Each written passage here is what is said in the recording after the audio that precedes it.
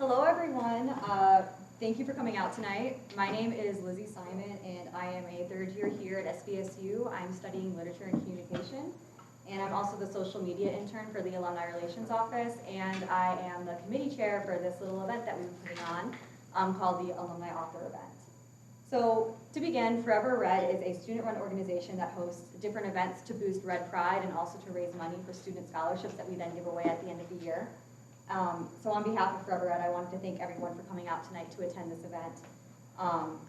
While our annual Alumni Author Event typically features alumni who have published books and are authors, this year we decided to go in a little bit of a different direction and instead feature alumni who work in the publishing industry. So another big part of Forever Red is being sure that we are showcasing different alumni to students and getting them connected and learning how to network and to make connections in their field so that they're ready to go out as soon as they graduate and they know that what they've been studying they can actually put into use. So we really like to showcase other Cardinal stories, and we have two really great alumni here who have amazing stories. So this year we are going to feature alumna Sara Kitchen. She graduated in 2010 with a Bachelor of Arts in Professional Technical Writing and Communication, and she currently works as a senior production editor at Simon Schuster. And then we also have alum Justin Brouckaert. He graduated in 2013 with a Bachelor of Arts in Literature and Creative Writing, and he works for Aevitas Creative Management as a literary agent. So Sara, would you mind introducing yourself and telling us a little bit more about you? Of course, yeah. First, I just want to say thanks to Lizzie and Nick Taylor and Forever Red for putting this whole thing together. We've had a great day going around campus talking to students about what we do, and it's just great to be back and to have this opportunity. So thank you guys. Thank you. Like Lizzie said, I'm a senior production editor at Simon & Schuster. I live in New York City, and I graduated from SVSU in 2010. When I was on campus, I was involved in the Valley Vanguard. I worked at the Writing Center, the Association of Professional and Technical Writers, and Alternative Breaks. And also I had an internship with Literacy Link, the English department's faculty publication. So I've been living in New York City for the last 12 years now. I've worked at 3 different companies, and yep, that's my spiel. Yeah, thank you, Lizzie. Thank you, Nick. Really great to be back. I'm Justin Brouckaert. I've worked at Aevitas Creative Management, which is a New York City-based literary agency since, since 2016. No, 2017. Excuse me. When I was at SVSU, I was involved in the Writing Center. I was editor, like Sara, of the Vanguard. I was a Roberts Fellow. I interned at a small poetry press, which at the time was run by a professor, Judy Kerman, at SVSU. I also did a sort of smattering of other things. I was an editor at Cardinal Sins. I worked for University Communications for a time. And I also wrote a bit for the Midland Daily News while I was doing my newspaper gig at the Vanguard. I worked for a New York-based company. I was living in New York for several years, and then I actually moved back home to Michigan back in 2020. And so I'm now still with the same company, but operating out of my home office. So I'm back home to Metro Detroit, but I'm really thrilled to sit here and to be able to talk to you all today. Thank you both for traveling back. I'm really excited for this event. And yeah, so now we're going to get started with the main event. I'll be asking our alumni a series of questions about the publishing industry and just about their experiences since graduating. So to get started, Sara, can you begin and tell us a little bit about your current job and what specific duties it entails and some of your favorite parts about your current career? Sure. The way I usually like to explain what I do is to first differentiate between what an editor does and what a production editor does, because a lot of people think it's all the same. But in book publishing, an editor is usually the one who's tasked with finding the manuscripts and the authors and choosing the ones that we're going to publish. And then they work with the author on the early drafts of the manuscript. And they do their big developmental edit. And once they're finished and they have a final manuscript, it gets turned over to me. And from that point, and when it's in my department, it's considered in production. So the production editorial process consists of copy editing, getting the book designed so it turns from a double-spaced Word document into actually how it's going to look in the printed book, proofreading, cold reading, indexing if the book has an index, making photo inserts, making maps that go in the book, illustrations, all of that stuff. And I manage this whole process as like a project manager, and I don't just have one book at a time. I have, at any given day, 15 or more books going at once. So when I do this, I'm not always reading every book like front to back. I hire a lot of freelancers to help out at the various stages and to do full reads of the book. So I'll hire freelance copy editors and proofreaders, and then they return it to me, and I review their work, and I approve it, and I send it to the author, back to me, to the designer, and just keep the pages moving through this process until we weeded out all the errors, we have all the styles consistent, and we're ready to go to press with that book. So I'm doing that. I also do freelance work for my company where I actually take on one of those roles. So I'll do a proofread of a book and actually read the whole thing, weed out the errors, make queries for the author about things they might want to change, but it needs their input.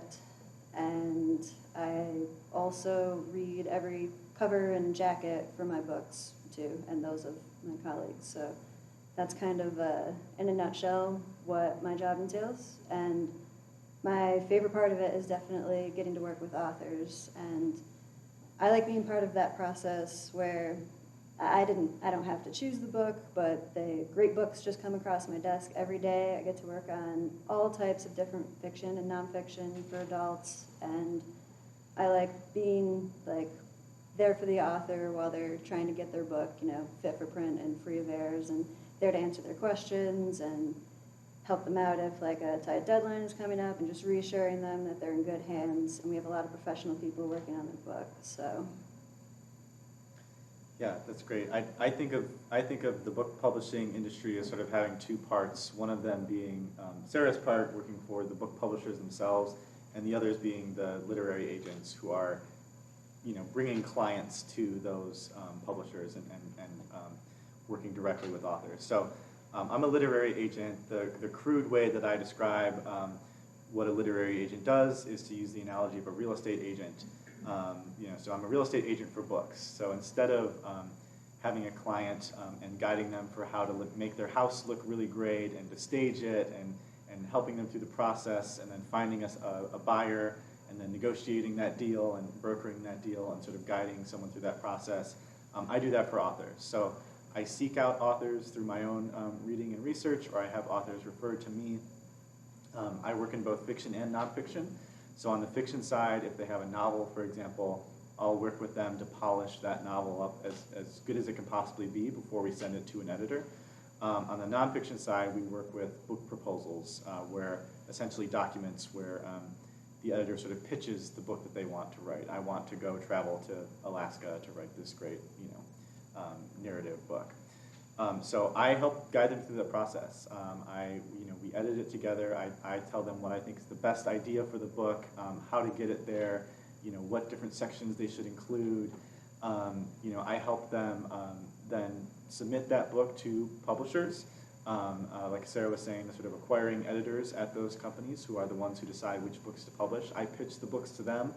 And then I help, sort of as the intermediary and as the author's representative, I sort of help make that deal happen and broker that deal, and act on the author's behalf to make sure they're getting the very best treatment and contract and things like that.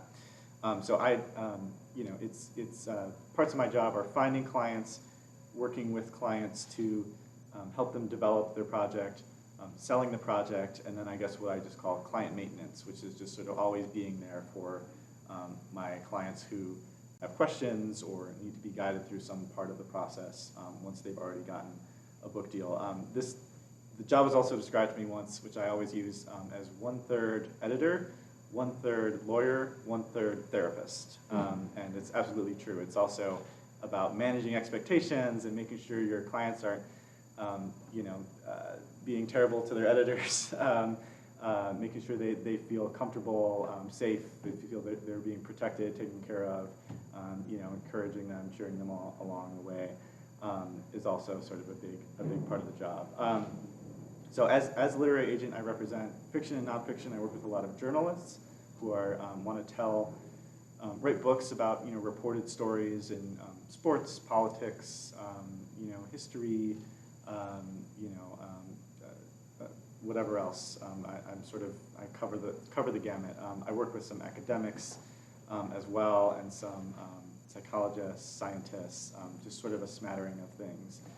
And that's my favorite part of the job, is the sort of creative license you have as a literary agent. I can decide which types of books I want to pursue and represent. I think, oh, there should be a book on this. I can go and find a writer for it and say, you should write a book, and convince them and walk them through the process, and then we can sell it. And I can say I sort of had a role in making that thing exist in the world. It's really exciting. It's also a lot of pressure. And the flexibility is the other part. Traditionally, literary agencies are a little less corporate and hierarchical, and a little more sort of entrepreneurial. And so I don't have necessarily someone who I report to right above me. I kind of have the freedom to pursue the projects I want to pursue, and make my own schedule, which again is, you have to have your the work ethic down and be ready to work. But if you can do that, it's great to be able to sort of have that freedom and flexibility. So that's the other favorite part of the job. Awesome. Thank you, guys. Next question. What was an early experience that you had surrounding books that led you to want to work in the publishing industry? So I don't know if I can specifically say what it was with books that led me to want to do this. I know that I've always had a love of reading, and from a young age just really loved books. And I think that's definitely the common denominator with people who work in publishing, whether you're working in editorial, sales, art and design, foreign rights, anything. It's everybody loves books and is coming here to work on them in some fashion. I think for me it's also a part of learning to love writing and writers, and English was always my favorite class, and my professors and teachers always encouraged me with my writing. And then when I got to SVSU and got a job at the Writing Center, that was where I learned how to talk about writing with people who were writers, and having them be in that sort of vulnerable position, presenting a piece of their writing, and learning how to support them and help them make it better and offer meaningful critiques that wasn't just ripping it apart. And that whole process and getting better at being a Writing Center tutor throughout the years that I worked there kind of made me think, all right, with this, and I love books, this is something I could see in my future is working in book publishing. So. Yeah, it's a good answer. I have a hard time with this one. I mean, I think that a lot of people, and that's really smart, everyone who works in book publishing loves books. And so I was reading all the time when I was a kid. I was obsessed with it. I think doing what I do, you have to love books, and you also have to be able to talk to people and have communications with them, and be normal and curious, and engage in the creative process with them. Certainly when I was young, I had the books part down. It took me 20 years to get the people part down a little better. So I don't really know. I mean, I know that we were talking about this earlier, and I was telling Sarah, I never thought I was, going to be in the publishing industry. It was never, being a literary agent is never something I thought I would do until the day that I realized, oh shoot, I'm a literary agent. But then I looked back on some old paperwork that I had found at my parents' house, and I had written this really, really pretentious essay in 10th grade about imagining myself working for a London publishing house and walking with my coffee in the morning. And then I guess I realized this was something that I was interested in when I was younger. So I don't know. I think that I had a very specific set of interests and talents, and it seemed unlikely that I was really going to do anything else. I'm sure a lot of people in the room can relate. Yeah. Thank you. So can you share some of your favorite memories as a student here at SVSU? We love Red Pride stories and all of that stuff. So.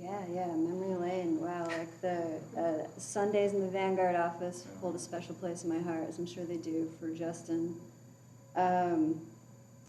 Just meeting all my friends that live in Center South in the Foundation Scholars Program was amazing. Met lifelong friends there, and we've all gone to each other's weddings and stuff. And what else? The all-you-can-eat stir-fry bar in the RFAC was a very meaningful experience for me, and the warm cookies, that was a special time in my life. Yeah, Stir Friday was great. I was lucky. I feel like I came into SVSU not knowing what the heck I was doing and just sort of wandering blindly through life. And I was lucky to find my people here. So my favorite memories are working in the Writing Center, when it was slow maybe, and sometimes we were being a bit too loud, but you know, when there weren't students in there being tutored, making just incredible friends with the folks who work there, and you know, having these great conversations about writing and life and our futures, and you know, solving all the world's problems in the back of that little tutoring center. So that's a very special place for me, because I feel like that's where I started to become a real person. I also, the Sundays at the Vanguard were great. They were a little more torturous in my memory, I think, but I really did love working at the Vanguard and covering SVSU football games. You know, in terms of sort of like real life experience, you know, working for a newspaper and going and sitting in a press box and having to pay attention and write a story and live blog, and then turn around a deadline, you know, within whatever, an hour or so after the game, and interviewing people at, you know, sort of a little press conference. It was like one of the best things for getting me out of my comfort zone and doing something that was, at the time, you know, hard for me to do. So that was great, and you know, I love sports, so I loved having a great seat to those events. But those were special experiences for me, for sure. I can definitely relate to the cookies, at least, and I'm sure a lot of other people can as well. So when you were a student at SVSU, what did you picture your career being, and why? And how is this similar or different to your career now? That's a good question, and to be honest, I really didn't know what I wanted my career to be, and especially early on at SVSU, I remember being a sophomore and just being really kind of insecure about not having picked a lane about what I was going to do, like for my profession, because the nursing majors were going to be nurses, education majors were going to be teachers, and it was hard for me to articulate to anyone who asked, like, what do you want to do after college?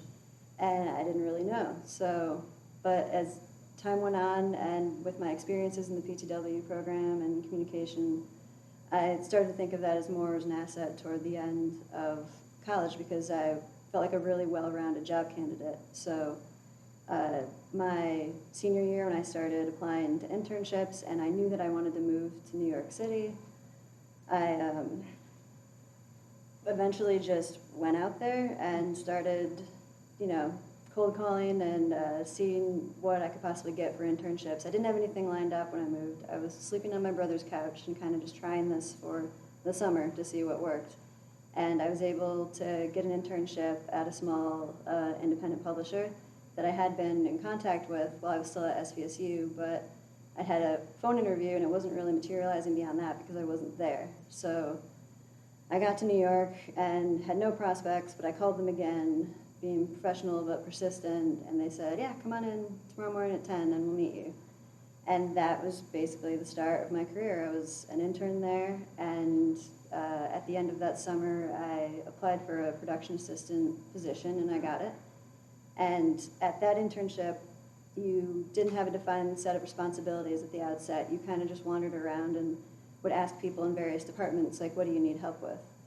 And I pretty quickly gravitated toward the production editors who were doing things like, you know, correcting the grammar and working on the books at that stage and proofreading and copy editing and all of that. So I guess I really didn't even know that career had existed before I went out there and did it. But so if that can offer any support to anybody who's a little unsure, I think you can still be sure of the skills that you're learning while you're here and the things you're dabbling in and whatever your major is. So yeah, even though I didn't quite know what my career was going to be, that's how I found it. Yeah, I mean, the short answer is I had no idea. I did come into SVSU as a English secondary education major. I guess I was going to be a high school English teacher. And then I did enough of the coursework where it was time for me to like go and apply to the College of Ed. And I was like, wait, that's it? Like, I don't get to learn, no, I want to take more English classes. I don't get to, I've learned all the English, now I can teach it. And so that's when I sort of shifted over to just being an English lit major and thinking like, okay, well, I'll figure it out. I remember when we took the Roberts Fellows trip, you meet with all these different sort of representatives and folks, and we met with a sister school, and we were all sitting around in this way too formal table, and we were going around introducing ourselves, and pretty much each and every one of us, like someone was like, oh, I want to be a doctor, but every one of us, when we said what we wanted to do when we graduate, was like, college professor. I'm an English major, and I'm going to be a college professor. And so that, I think, was something that I had held on to for a while. I was going to go and I was going to get an MFA and then maybe a PhD, and I was going to teach. That was definitely something that was like modeled to me because I was around a lot of English professors who were great mentors. Didn't end up going down that route. You know, I don't know how similar that is to what I do now. I guess I do a ton of reading. That's what English professors also do that. You know, I do some like, I think some of the interpersonal interactions I have are more like tutoring than teaching, but I do sort of guide folks into knowing like how to write a book proposal, for example, is often like introducing them to a new genre of writing. But really, it's just completely different. I thought I was going to do one thing, and then I thought I was going to do another thing, and somehow I landed in a completely different place. So if that's any comfort to any of the current students, there's going to be, you know, plenty of twists and turns. Awesome, thank you. Was there a certain class that you took at SVSU that you found had an impact on you in your career now? Anything that maybe helped prepare you or helped shape your view of your job? Definitely. I think my top two, as I thought about this, are one, there was an upper level English grammar course that I took that was notoriously difficult, and the quizzes were super hard, but it really made you learn the material front and back, so you could apply all of these grammar rules to just any sentence that you come across in the wild. So I use everything I learned in that class every day in my job still when I'm reading and correcting authors' work. So there's that, and then also the PTW capstone course was really great, and we did a bunch of different projects. I think one of the first ones was I wrote and conceived and designed a DVD cover, which tells you how old I am. And then we did, and you could kind of make up the projects that you wanted, and so I made an instruction manual for the next Vanguard editor, the incoming Vanguard editor. So after I graduated, they could take everything that I learned, and I had written it all out and revised it and designed it and just tried to leave them with something that they could use, because I was in the position where everybody graduates and they take off and you're like, wait, how do we do this, or what do I expect in this crazy hectic job? So I had made that, and then I actually did something kind of similar to that in my career somewhat recently. Our proofreading process used to be primarily on paper, so if you are a freelance proofreader and you live in Saginaw and I sign you up to work on one of our books, I would usually print you a couple reams of paper and send it to you, and then you schlep it to FedEx and send it back to me. But we really tried to get away from that and do more just completely digital proofreading and Adobe Acrobat with the tools you can use to mark up a PDF in a way that just fit our workflow, so when the designer gets it, they know what they're looking at. It looks like we used to do it on paper. And I came up with instructions for this process and this method, and they came in super handy when all of a sudden in March 2020, we didn't have access to paper and printers and the mail office, or the mailroom in our office. So people had to learn rapidly how to do this digital process that they hadn't, in some cases, ever done before. So having those instructions ready to disseminate among them and our freelance staff was helpful to us, I think, in making that transition rapidly. And so we could just sort of seamlessly go into remote work, which we are still doing. I've been working at home since March 2020, so. Yeah, that grammar class was great. I also took that one, and I still think of it a lot. It was really hard and really good. You know, I think certainly little skills like proofreading that I picked up that I use, I think I learned from those classes. I also think, like, you know, I honed my ability early on to be a better reader and thinker and critiquer through the creative writing classes here at SVSU. And most of those are with Dr. Samarco.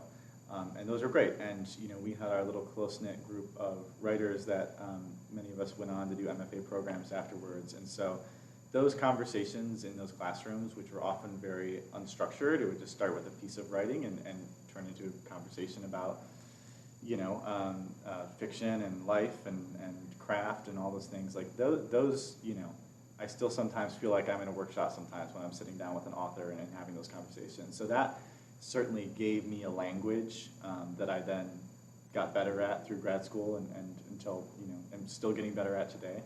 So that those classes, I can't think of one in particular, but all those creative writing classes were immensely helpful. You know, I think the Roberts Fellow seminars were super helpful for teaching, me and others sort of at a young age to just be thinking about how to engage with the world in ways that, sometimes when you sit down in a regular class, it just feels like maybe you're doing it for a grade. Robert's Fellows, I think those seminars certainly had me opened up and thinking about the world in a new way. And then, sometimes I also remember the class I took, the Shakespeare course I took with Dr. Gates, which many of you may have had, and just sort of the act of like translating those books and coming to understand them, and Dr. Gates like weeping while reading King Lear, and like whenever I'm like feeling like why do I do this, I think of like, oh, that's right, because literature is amazing, and sometimes when we read books they make us cry and like we feel things, and so when I need that sometimes reaffirms my belief in what I do, is thinking back to classes like that also just taught me to like love books and to love reading and thinking about writing. I love that you say that, Justin, because I had a Shakespeare class with Dr. Gates last winter, and we did not read King Lear because he said that he would not subject us to watching him cry. So it still holds true. That's the best. It was the best moment of the class. For sure. Can you please describe your journey and path that kind of led you to your current job after graduation? Take us through your LinkedIn profile, if you would. Yes, gladly.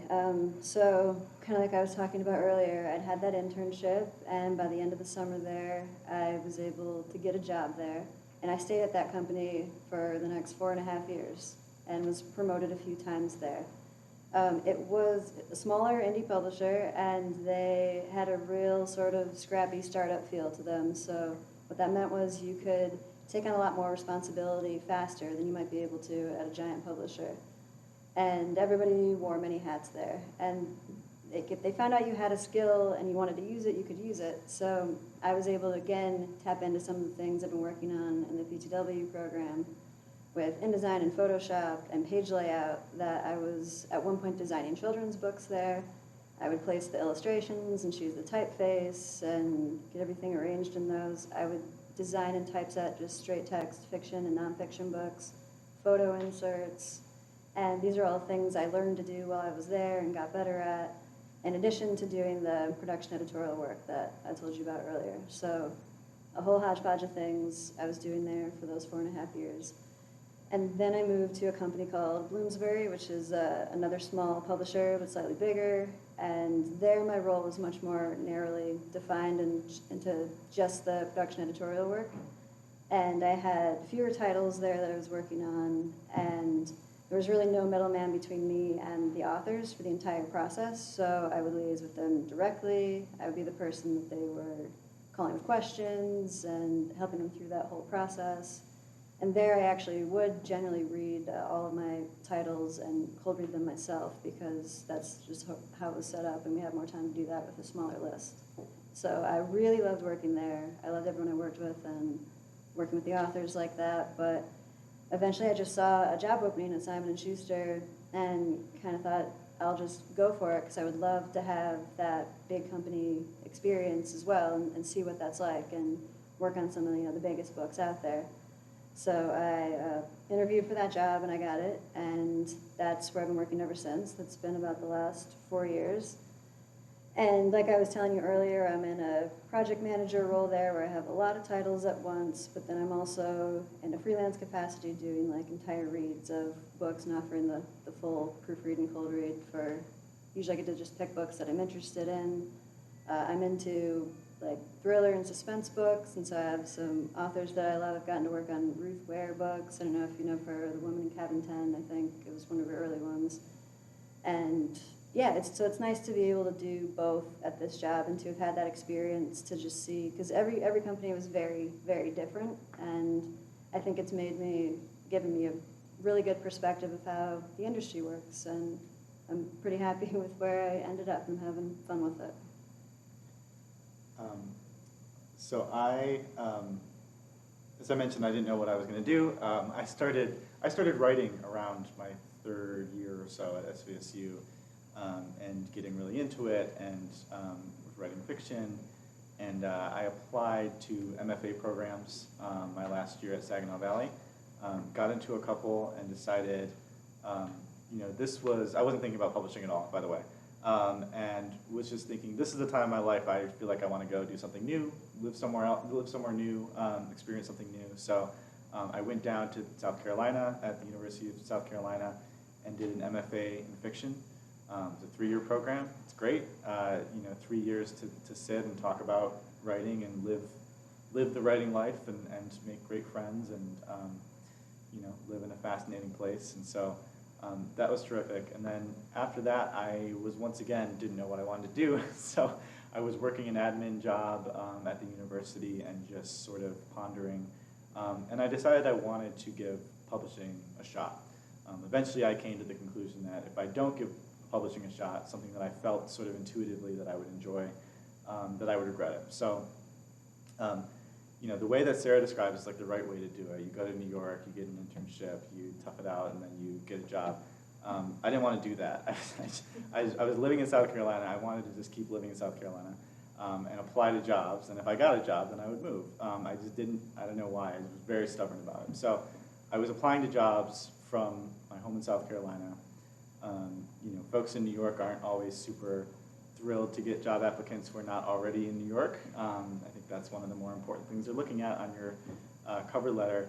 And so I got probably 30, 40, 50 rejections, even from places outside of New York, frankly. I was applying to university presses and other publishing opportunities, just rejection on rejection on rejection.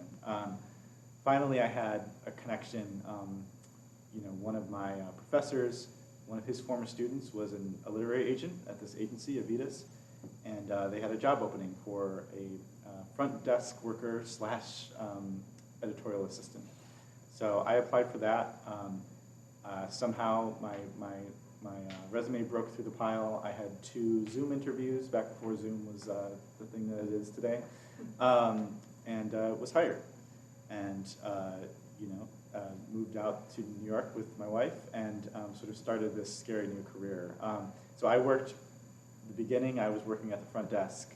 I was getting snacks from Trader Joe's for the week. I was scheduling office meetings. I was running errands and buying wine for the fancy meeting we were having. And just jumping at every chance I got to actually do editorial tasks. Whenever someone would come to me and ask me to help them with a project, I would jump on it.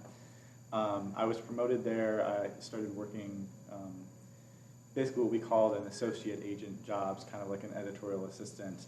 And I was working with one of the CEOs of the agency and helping him manage his list of clients. And his style of management was to just sort of throw me into the fire. So I got thrown into the fire and I made so many mistakes, but I learned how to be an agent from him and from that process. It was sort of probably a year or 2 before I felt like I had any handle on what I was doing. But then on after that, I started to really pick it up. So I worked with him as sort of his right hand. It was really like an apprenticeship for 2 or 3 years. And eventually I decided that I felt I started to have opinions on what sort of agent I might want to be and how I would handle things and what sort of clients I would go after. And I sort of felt like I had a handle on what I was doing. So, back in early pandemic times, my wife and I had been talking about making a move, and I decided to also propose, sort of getting out from that salary job and working as a literary agent who works fully on commission, meaning I don't make money unless my clients make money. So I decided to make the leap. So this was back in 2020. So that's been my path, and it's been great so far. But crossing my fingers that keeps holding true. The big question, do you have any pieces that you just kind of hold near and dear to your heart that you've helped publish? Any favorite pieces, standout titles, things like that? Yeah, one of my favorite books I've gotten to work on is one that I did at Simon Schuster a couple of years ago now. Actually, it published just as the pandemic was beginning. And it's by an author named David Sheff. And you might have heard of his first book. It's called Beautiful Boy. And it was about his son's struggle with addiction. And it was eventually made into a movie adaptation with Steve Carell and Timothée Chalamet. So his first work was very personal to him, about his family. And for his next book that I got to work with him on was called The Buddhist on Death Row. and it was about a man on death row in California of a life sentence, and he had had a very traumatic upbringing, was incarcerated at a very young age and thrown into that whole system, and just maintains his innocence about a crime he didn't commit for why he's on death row, and has a whole lot of support now for that, but it's just been a struggle for him.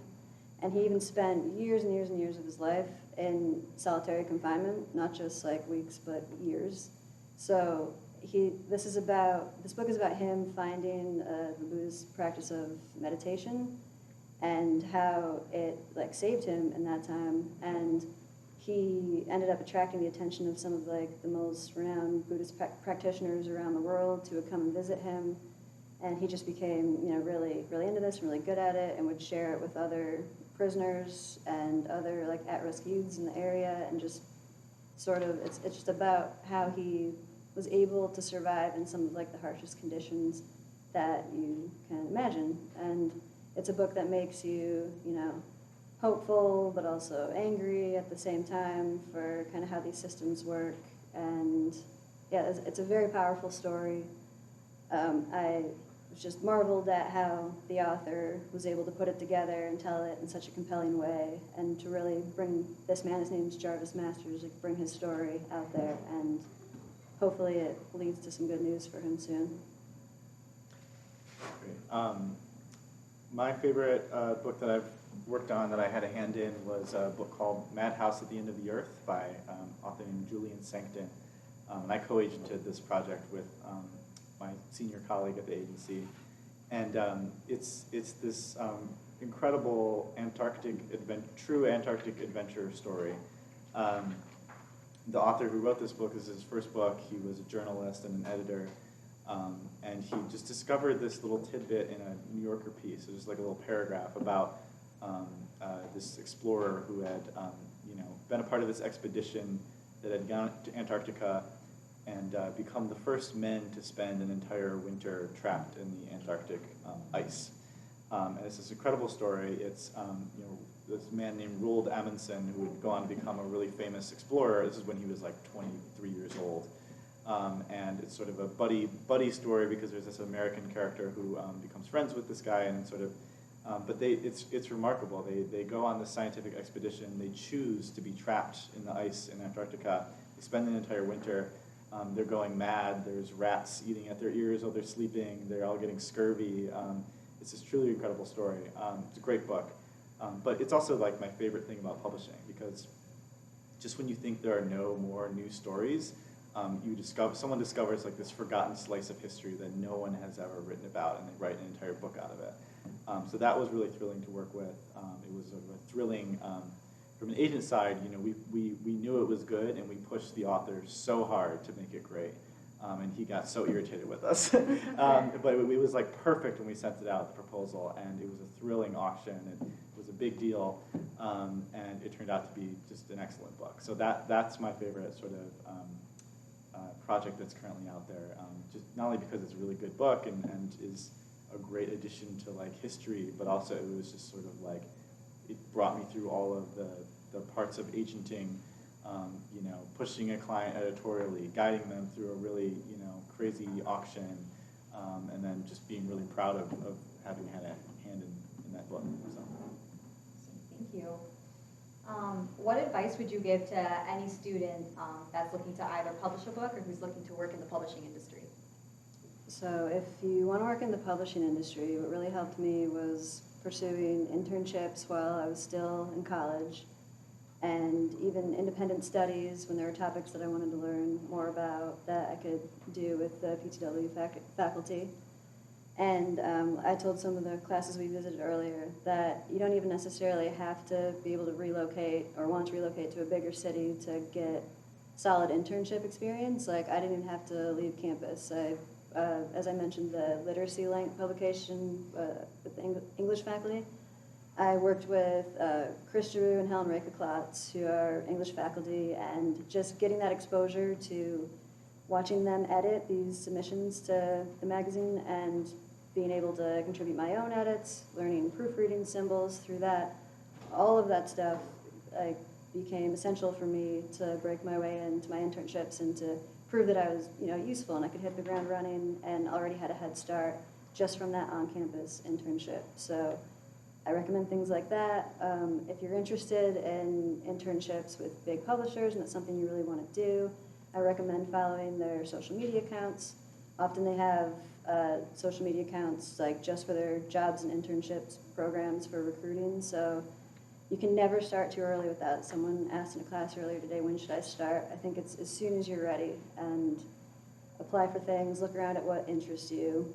And then I would also just stress, I think just networking. I think it was true back then, and it's true now, that the bigger network you have, the better off that you're going to be. So I was always encouraged back then when I was looking for jobs, to take as many coffee meetings and lunches and phone calls that I could get with people who were working in the industries that I wanted to, or adjacent industries. And it's valuable even to talk to people when they don't have a job to offer you. So you're just picking their brain and trying to learn about what their job is, because that's also how you find out about what types of careers are out there. And it might not be valuable, or it might not lead to a job right away, but it always could in the future. And it definitely, things have worked out like that for me before, with just keeping a big network. And that honestly started right at SVSU with meeting people. That helped get me out to New York and know people there and just get to work. So That's really good concrete advice. My answers are more broad, so I'm glad you did that.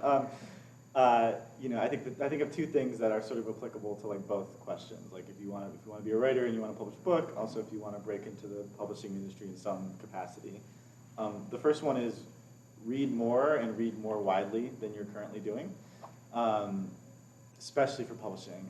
It's sort of so many people come in thinking that they're going to just work on these great literary novels all the time, and then it turns out that actually what you work on is, you do a little bit of that, but then you work with journalists, or you work with B-list celebrities, or you work with Instagram people, or you work with psychologists or pediatricians, or you end up doing, especially getting in the publishing industry, you end up doing more than you think that you're going to be doing. So your interests naturally broaden out, I think. That's how it has been for me.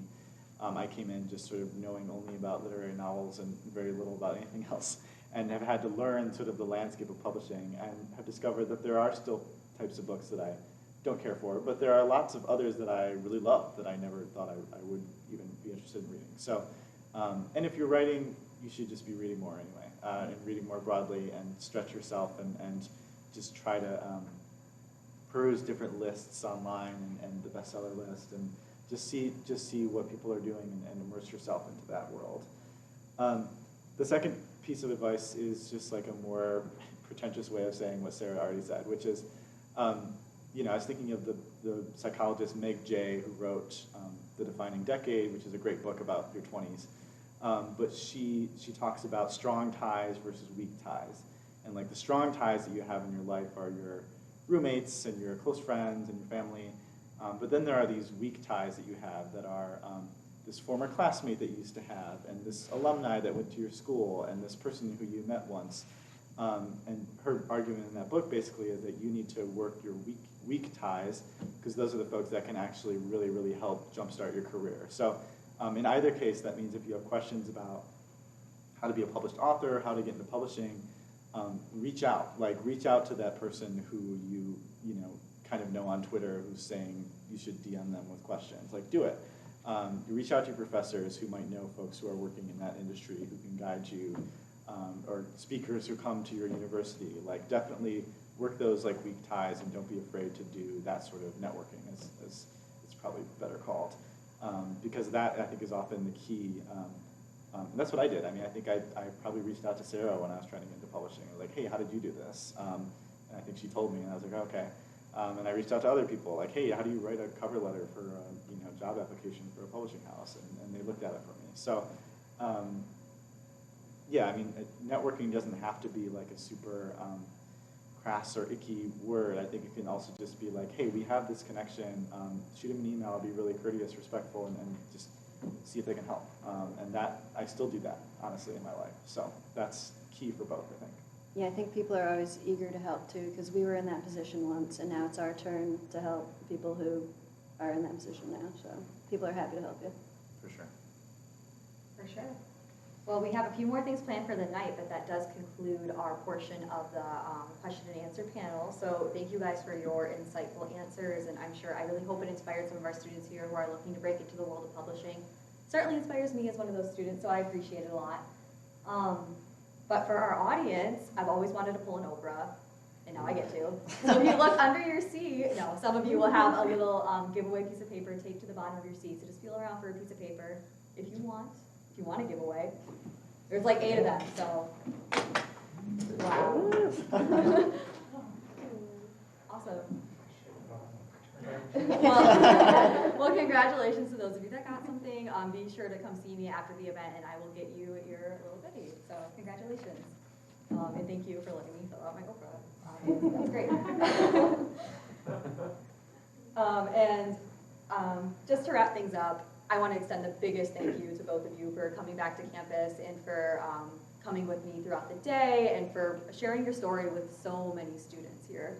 I'm sure everyone in this room can attest, like when you have a dream, when you have a goal, it can be daunting to think, oh, I'm going to be out in the real world soon, what do I do next? And so to see someone that has been through our shoes and has been through our world, it's just so nice to see that you guys have built such amazing lives and careers for yourselves. So thank you for sharing your story and for inspiring. It really does mean the world, I'm sure, to everyone here. So thank you. Thank you for So having round of us. applause.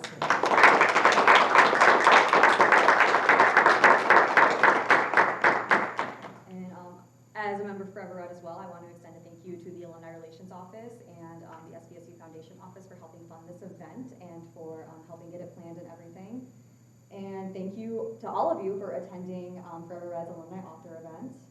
We really hope that everyone here learned something and is taking something away just to feel a little bit stronger as a Cardinal and more ready to, excuse the cheesiness, but just spread your wings and fly after you graduate. But yeah, we wish everyone safe travels and thank you for coming out. Thank you. Thank you.